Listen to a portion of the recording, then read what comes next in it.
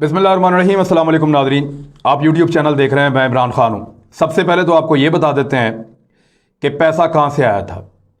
ये मैंने बड़ी मेहनत की है और बहुत सारे लोगों के ज़रिए से पता करवाया, बहुत सारे सोर्सेज को लगवाया और लगभग 2 दिन मुझे पूरे लग गए ये पता करने में कि जो सिंध के अंदर पैसा बांटा गया है और नासिर हुसैन शाह का नाम क्यों आया था, ये सारी इन्फॉर्मेशन अब इकट्ठी हुई है। अगर आप उनकी वो ऑडियो को याद करें तो उसमें एक बिल्डिंग कंट्रोल अथॉरिटी का भी जिक्र है। वहां से हमें पहला क्लू मिला था, तो हमें पता चल गया कि ये तो बिल्डिंग कंट्रोल अथॉरिटी क्या है। फिर उसके अंदर हमने ढूंढना शुरू किया तो अब सारी कहानी खुल के सामने आ गई है कि एक्चुअली हुआ क्या था। यूसुफ रजा गिलानी को जितवाना था हर हाल में, और उसके लिए सिंध में मौजूद एमपीएस सबसे और एमएनएस सबसे अहम किरदार अदा कर सकते थे। कराची में पीटीआई के पास जो है वो 10 से ज़्यादा सीटें हैं, 14 सीटें उनको वहाँ से मिली हैं। वहाँ ख़रीदो फरोख्त कुछ आसान थी, कुछ मखसूस नशस्तों के ऊपर ख़वातीन मौजूद थीं और इंटीरियर सिंध के अंदर जीडीए को भी इस्तेमाल करने का प्लान था, लेकिन उसके लिए बहुत बड़ी अमाउंट चाहिए थी, बहुत सारा पैसा चाहिए था। पंजाब में जिन्होंने मदद करनी थी यूसुफ रजा गिलानी की, उनको यहीं पर मैनेज किया गया है। उनको पैसा देके, लालच देके, टिकट का लालच देके, बहुत कुछ करके मरियम ने खुद एडमिट कर लिया, खुद एतराफ़े जुर्म कर लिया कि हमने टिकट के बदले में वोट मांगा है, और यह भी एक तरह का रिश्वत है और इसके ऊपर बाकायदा नाअहली होती है। बहरहाल मरियम नवाज साहिबा ने कहा है तो उनकी नाअहली बहुत मुश्किल है, उनके ऊपर तो इलेक्शन कमीशन नोटिस भी नहीं लेता। बहरहाल ये जो सारा मामला हुआ है कि सिंध में इतना पैसा कैसे जनरेट हुआ और ये पैसा कैसे दिया गया इन एमएनएस को, और इवन जो सिंध असेंबली से पीपल्स पार्टी ने ज्यादा सीटें निकाली हैं, वो ज्यादा सीटें निकलने के पीछे, यानी उनकी जितनी बनती थी उससे ज्यादा सीटें निकालने के पीछे जो पैसा था वो कहां से आया, जिससे एमपीएस खरीदे गए, एमएनएस खरीदे गए, ये कैसे हुआ। अब मैं आपको बताता हूं, सारी कहानी अब मेरे पास मौजूद है। ये जब बिल्डिंग कंट्रोल अथॉरिटी का नाम आया तो उसके बाद हमने तहकीकात शुरू की कि ये पैसा कैसे मिला है। अब मैं आपको पूरी कहानी बता देता हूं कि यूसुफ रजा गिलानी साहब से जरदारी साहब का राब्ता था और यूसुफ रजा गिलानी साहब ने अपने बेटे हैदर अली गिलानी को या अली हैदर गिलानी को यह टास्क दिया था कि आपने पंजाब से और सिंध से जितने भी एमएनएज हैं उनको तरीका वारदात भी आपने समझाना है और उनको कायल भी आपने करना है, और जो पेमेंट्स होंगी उनकी सारे शेड्यूल भी आपने तय करने कि किस तरह किसको कितनी पेमेंट देनी है। तो इस मामले के अंदर उन्होंने जो बातचीत की वो लीक हो गई, आपके सबके सामने आ गई। उन्होंने नाम लिया था नासिर शाह साहब का, और नासिर शाह साहब ने तस्करा किया था बिल्डिंग कंट्रोल अथॉरिटी का, और बिल्डिंग कंट्रोल अथॉरिटी जो है इसका केस चल रहा है सुप्रीम कोर्ट ऑफ पाकिस्तान में। अब जो 2 नंबरी है वो मैं आपको बताने लगा कि वो है क्या। एक आदमी है, जरा इसकी शक्ल देखें, ये आगा मकसूद अब्बास हैं। आगा मकसूद अब्बास साहब हैं, ये एक रिटायर्ड ब्यूरोक्रेट हैं और सिंध हुकूमत के हमेशा बहुत करीब रहे हैं। आसिफ अली जरदारी साहब के ब्लू आइड बहुत करीबी, बड़े प्यारे उनके एक ब्यूरोक्रेट हैं, ये उनको बहुत अजीज हैं, ये बड़े अहम ओहदों पर रहे हैं। अपनी रिटायरमेंट तक ये बिल्डिंग कंट्रोल अथॉरिटी जो है कराची की उसके डीजी रहे हैं। उससे पहले ये लियारी डेवलपमेंट अथॉरिटी के भी डीजी रहे हैं। तो जब लियारी डेवलपमेंट अथॉरिटी के डीजी थे तो इनके ऊपर सुप्रीम कोर्ट ऑफ पाकिस्तान में केस भी चल रहा था अदालत के अंदर, और अभी भी सुप्रीम कोर्ट ऑफ पाकिस्तान में केस चल रहा है और इनके ऊपर करप्शन के बेशुमार एलिगेशन है। इस वक्त रिटायर होने के बावजूद कराची में बिल्डिंग कंट्रोल अथॉरिटी से आपको कोई नक्शा अप्रूव करवाना हो जो गैर कानूनी है और आप करवाना चाह रहे हैं, आप इनके बगले में चले जाएं, कराची के सारे बिल्डर्स जानते हैं, इनके साथ डील करें और ये आपको वो नक्शा अप्रूव करवा के देंगे। आप बहुत ऊंची हाई राइज बिल्डिंग बनाना चाह रहे हैं, ममनुआ इलाके में कंस्ट्रक्शन करना चाह रहे हैं, आप किसी एरिया को कमर्शियल करवा के फायदा लेना चाह रहे हैं, आपको कुछ भी काम करवाना है, इलीगल काम जहां पे आपको फेवर चाहिए और कानून उसकी इजाजत नहीं देता, मैं अभी कुछ मिसालें आपके सामने रखूंगा, तो आपको कहीं जाने की जरूरत नहीं है, किसी सरकारी दफ्तर से आपका काम नहीं हो सकता। आप खामोशी से राब्ता कीजिए आगा साहब के फ्रंटमैन से, आगा साहब के बंगले पे जाइए, वहां पे उनके साथ डील कीजिए और डील को मुकम्मल करने के बाद आप ये अपना काम करवा लें। इस वक्त जो बिल्डिंग कंट्रोल अथॉरिटी है कराची का पूरा निजाम, वो ये शख्स अपने बंगले से बैठकर चला रहा है। तमाम सौदेबाजियां ये शख्स अपने बंगले से बैठ के कर रहा है।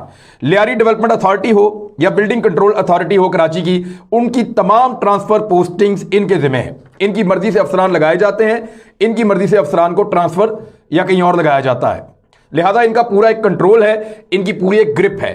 और इनकी ग्रिप इसलिए जरूरी है कि ये सिस्टम को समझते हैं, निजाम को समझते हैं।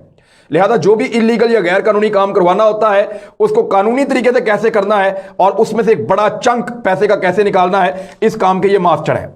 तो आगा मकसूद अब्बास साहब जो हैं ये सिंध गवर्नमेंट के लिए बड़े अरसे से काम कर रहे हैं।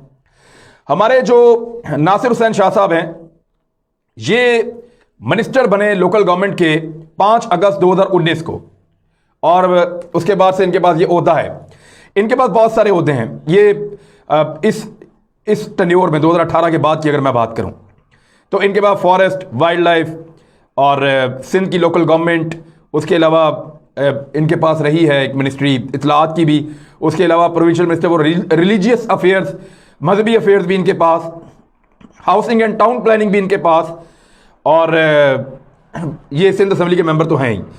तो इनके पास इख्तियारात जो हैं वो बहुत सारे हैं और बहुत सारी वजारतें भी हैं और बड़े तगड़े वजीर हैं और बहुत करीब हैं जरदारी खानदान के, जरदारी बिलावल हाउस के बहुत करीबी हैं और फ्रीक्वेंटली आते जाते हैं।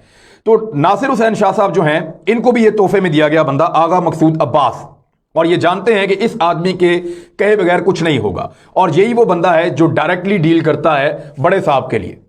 तो ये जो आगा मकसूद अब्बास है इसकी ड्यूटी लगाई गई थी कि आपने पैसा प्रोवाइड करना है, और पैसा जो आपने देना है अपने फ्रंटमैन्स के जरिए से, वो पैसा on the direction of Nasir Hussain Shah sahab, यानी नासिर हुसैन शाह साहब बताएंगे कि किस बंदे को कितना पैसा देना है और कितने बजे देना है, जबकि नासिर हुसैन शाह साहब को कंफर्म करेगा यूसुफ रजा गिलानी साहब का बेटा अली हैदर गिलानी।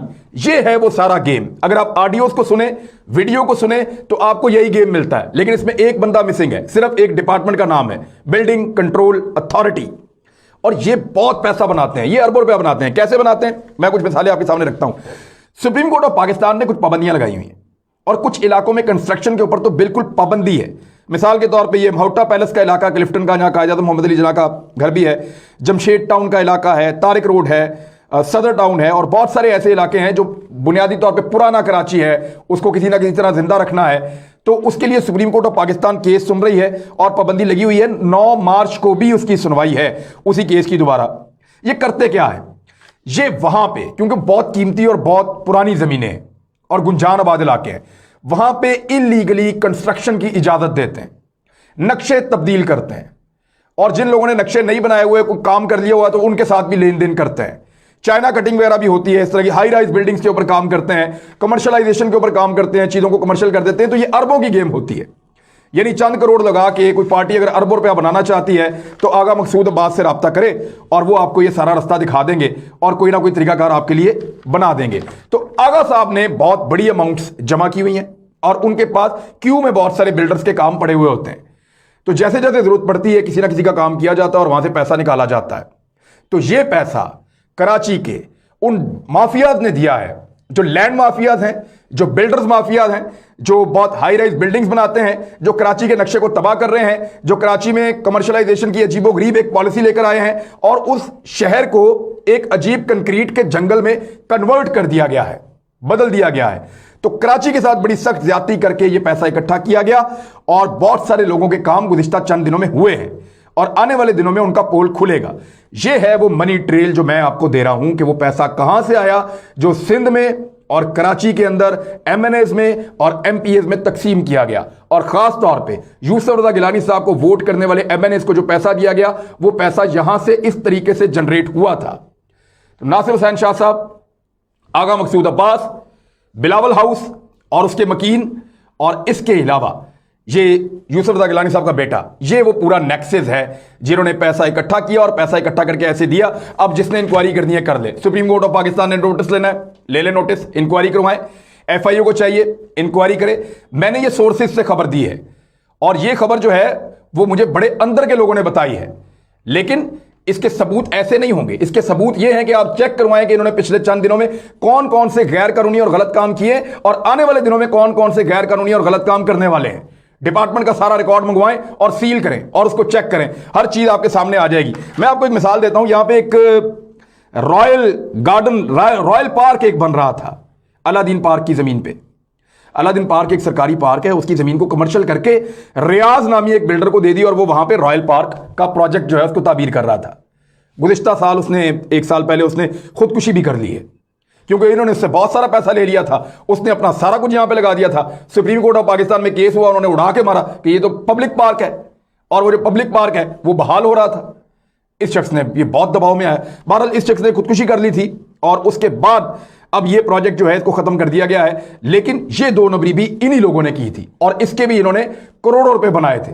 तो हर केस के करोड़ों अरबों ये बनाते हैं, और वही पैसा इन 2 नंबर कामों के लिए इस्तेमाल करते हैं, अपने एमएनएस के जीतने के लिए, एमपीएस के जीतने के लिए, सेनेटर्स के जीतने के लिए, सियासी निजाम पे अपनी गिरफ्त रखने के लिए। क्योंकि अगर गिरफ्त होगी, हुकूमत होगी, तो तभी 2 नंबरी कर पाएंगे, और ट्रांसफर पोस्टिंग निजाम सारा का सारा इनके काबू में और इनके कंट्रोल में रहेगा। अब इमरान खान साहब ने इसी बुनियाद पे कहा कि मुझे पता है मेरे 16 बंदों ने पैसे पकड़ के वो बिके हैं, लेकिन उन्होंने एक बहुत बोल्ड बात की है, वो मैं आपके सामने रख देता हूं। प्राइम मिनिस्टर ऑफ पाकिस्तान ने क्या कहा एग्जैक्टली, ये जुमला है जो रिपोर्ट हुआ है, मैं आपको बता देता हूं। उन्होंने कहा कि सीधी बात करता हूं, हमारे 16 अरकान ने पैसे लिए और खुद को बेचा। मैं अगर आपकी नजर में गलत हूं तो बेशक मेरा साथ छोड़ दें। वजीर आजम ने यह मुकालमा किया है पार्लियामानी मीटिंग के अंदर अपने लोगों को, और वहीं पे वो लोग बैठे हुए थे जो बिके हैं। 16 लोग वहीं पे बैठे हुए थे जो बिके हैं, और इमरान खान साहब को एग्जैक्टली पता है कौन कौन बिका है और कैसे कैसे पैसे आए हैं। और ये जो बिल्डिंग कंट्रोल अथॉरिटी और ये 18वीं तरमीम के बाद जितने इख्तियारात ले गया है सिंध, उन इख्तियारात को लेने के बाद इसी किस्म के कारनामे होने हैं, और बाकी महकमों के अंदर भी ऐसे ही लूटमार हो रही है। यानी गंदुम चूहे खा जाते हैं और टनों के हिसाब से खा जाते हैं, और कोई पूछने वाला नहीं है, पता नहीं हाथी हैं या चूहे हैं। बहरहाल ये इमरान खान साहब ने चैलेंज किया, और कुछ प्रॉब्लम्स आएंगी उनको, इमरान खान साहब को।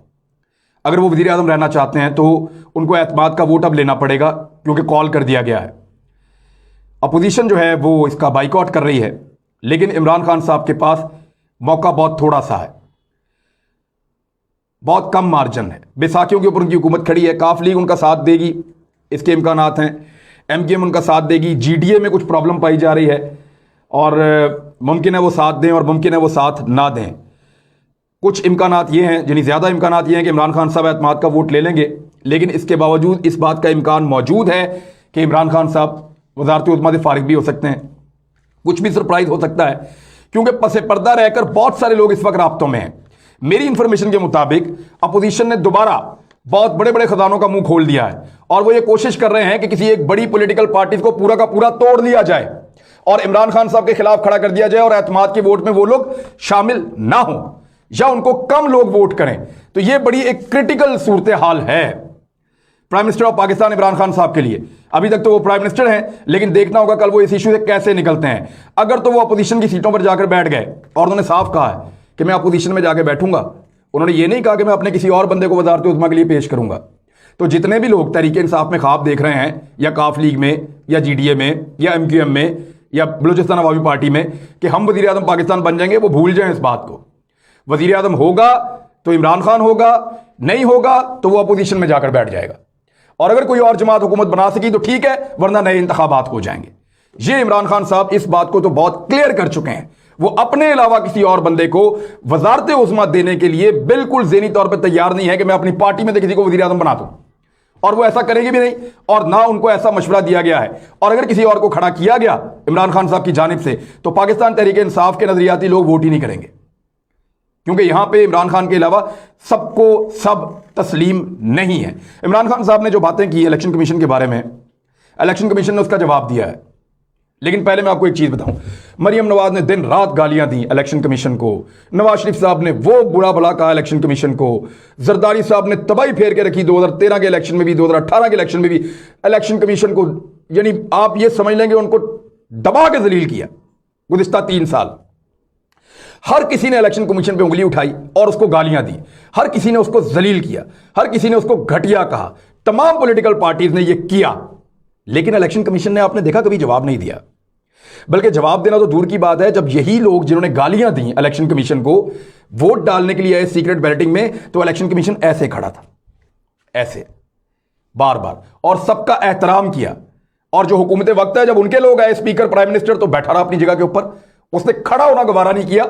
इसका मतलब है कि इलेक्शन कमीशन ऑफ पाकिस्तान के दिल में अपोजिशन और उन लोगों के लिए बहुत एहतराम है जो गुज़िश्ता 3 साल से इलेक्शन कमीशन को गालियां दे रहे हैं, जो इलेक्शन कमीशन को दिन रात गालियां देते हैं उनको आज तक जवाब नहीं दिया, उनका खड़ा होकर एहतराम कर रहा है। और जिस आदमी ने इलेक्शन कमीशन को अभी तक कुछ नहीं कहा था, ना उसको गालियां दी थी, उसका खड़े होकर एहतराम भी नहीं कर रहे, अपनी सीट पे बैठे हैं। तो इमरान खान साहब ने पहली मरतबा इलेक्शन कमीशन के ऊपर तनकीद की और कानूनी नुक्ते पे तनकीद की, तो इलेक्शन कमीशन ऑफ पाकिस्तान ने उनसे बर्दाश्त नहीं हुआ और उन्होंने जवाब जारी किया है। और जो जवाब जारी किया है उसका एक जुमला तो मुझे बहुत ही पसंद आया। उन्होंने कहा, यही है जमहूरियत और आज़ादाना इलेक्शन और खुफिया बैलेट का हुस्न जो पूरी कौम ने देखा, और यही आइन की मंशा थी। पूरी कौम ने क्या देखा? वो पूरी कौम ने मुंह काला होता हुआ देखा, वो पूरी कौम ने जिल्लत और रसवाई देखी, पूरी कौम ने ज़मीर बिकते हुए देखे, पूरी कौम ने अपने सर पे जूते पड़ते हुए देखे, पूरी कौम ने नहीं, पूरी दुनिया में देखा कि आपके यहां पे सियासतदान अपने आप को कैसे बेचते हैं और इस सिस्टम का कैसे फायदा उठाते हैं। ये जमहूरियत का हुस्न नहीं है, ये जमहूरियत का मुंह काला हुआ है, ये जमहूरियत का हुस्न नहीं है, ये जमहूरियत का घिनौना चेहरा है, ये उसकी बदसूरती है, ये उसके ऊपर बदनुमा धब्बे हैं जो लोगों ने देखे हैं। तो इलेक्शन कमीशन ऑफ पाकिस्तान को अगर ये जमहूरियत का हुस्न लगता है तो फिर आप समझ जाएं कि इलेक्शन कमीशन ऑफ पाकिस्तान कहां खड़ा है। मैंने आपसे पहले कहा था, मैं आपको फिर कह रहा हूं, एक एलियन है जो बाहर से आया, इस सिस्टम का हिस्सा नहीं है, वो इस सिस्टम का नहीं है, वो इस सिस्टम से बगावत कर रहा है, वो इस सिस्टम से लड़ रहा है। उसकी अपनी पार्टी के अंदर, उसके अपने इदारों के अंदर, उसके अपने लोगों के अंदर, इवन उसके अपने घर के अंदर और उसकी अपोजिशन में, इस मुल्क में हर तबका, हर शख्स उसको हटाने पर लगा है। एक यूथ है उसका साथ देती है, अवाम की एक बहुत बड़ी तादाद है जो उससे उम्मीद लगाकर बैठी है, लेकिन निज़ाम से जुड़ा हुआ और निज़ाम से वाबस्ता हर शख्स उसको धक्का देने पर लगा हुआ है। और उसका एक और सबूत आपके सो कॉल्ड गैर जानिबदार इदारे इलेक्शन कमीशन ने दे दिया है। कुछ तस्वीर में भी आ गया था और ये प्रेस रिलीज भी आ गई है। ऐसी कोई प्रेस रिलीज आज तक ना नवाज शरीफ के लिए, ना बेनज़ीर के लिए, ना जरदारी साहब के लिए, ना मरियम नवाज साहिबा के लिए, किसी के लिए नहीं आई। फजलुर रहमान साहब ने जो गालियां दी इलेक्शन कमीशन को आज तक नहीं आई, लेकिन क्योंकि वो बोला है जो एलियन है और सिस्टम का हिस्सा नहीं है, लिहाजा जवाब देना तो बहुत जरूरी था, तो ये जवाब आया है। देखते ये हैं कि इमरान खान इस सिस्टम के बीच में रहते हुए और कितना मुकाबला करता है और कितना लड़ सकता है। अब तक के लिए इतनी, अपना ख्याल रखिएगा, अपने इस चैनल का भी। अल्लाह हाफिज़।